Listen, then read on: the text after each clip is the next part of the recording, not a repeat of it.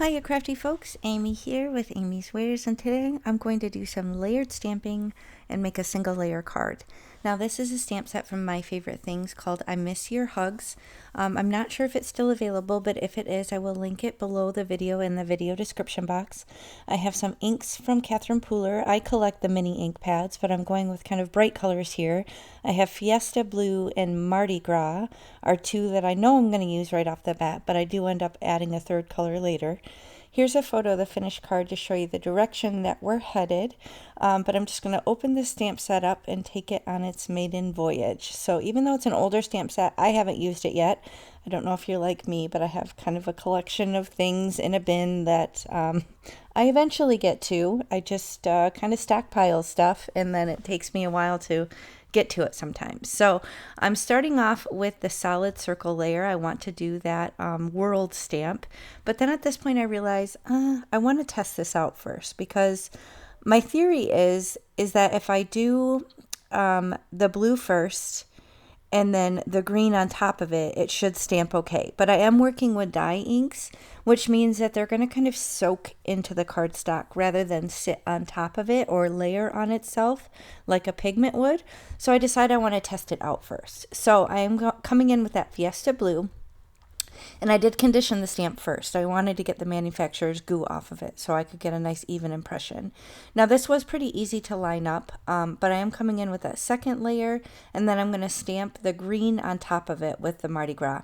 Actually there I realized I didn't take the other one out, so I had to take that off and then put the continents layer back on there. So I'm thinking it'll work okay, but again I want to trial and error and make sure it works. So I conditioned that stamp with my eraser, and then that looks pretty good. So I do decide before I move forward though that I want to try it out with my Distress Oxides.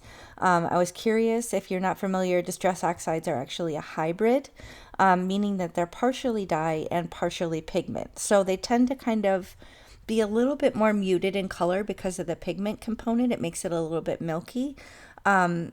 But it also tends to kind of layer on top of each other and on top of the paper. So I was a little curious. I'm just doing 2 stamps with the blue just to make sure it was a nice even impression. And then I'm going to come in with, I think I had maybe Broken China and Pine Needles. I'm not sure which ones I picked. But ultimately I didn't end up, yeah, look, dropping everything everywhere. Hot Mess Express. Ultimately, I did end up going with the Catherine Pooler ones. So you may have seen that in the photo. But basically, I just like the vibrancy of it. It was a little bit more muted, but it did definitely layer on top of the other colors. So this is an alternative. It will absolutely work with either. Like I said, I just kind of wanted the vibrancy of the dye ink. So that's the route that I went. But I wanted to show you how that works. So if you ever have layering stamps, just kind of bear in mind the colors that you're using and how they'll interact with each other. But in this case with the blue and green, it did fine. So now I'm going back to the card base. This is a 120-pound accent opaque. And I'm just starting again with that blue layer for the water portion of the earth.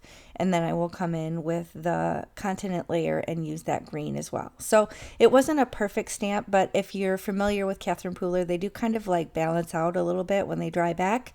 So I wasn't worried about it. Plus I knew with the additional layered stamping on top of it, it wouldn't show if there were any imperfections. So just using my Misty lid to pick that up. Again, that's the beauty of a stamp positioner. If you have to stamp something more than once, you're going to get that perfect impression. So I went ahead and stamped with the green, and then I decided to pick the sentiments also from the same stamp set, one underneath the globe and then one for the inside of the card. So again, nothing too crazy here. You're just seeing some stamping. I know I don't do this very often. I tend to work with stencils a lot. But in this case, I just felt like stamping, and I had this awesome stamp set, so I wanted to give it a go. So I'm using that same blue color for the sentiment on the outside of the card, and then I think on the inside, I may have done the green. I'm trying to remember off the top of my head, but I'm just going to stamp this other sentiment right on the inside, again, conditioning it with my hand, or with the eraser, either way, just to make sure you get a nice good stamp.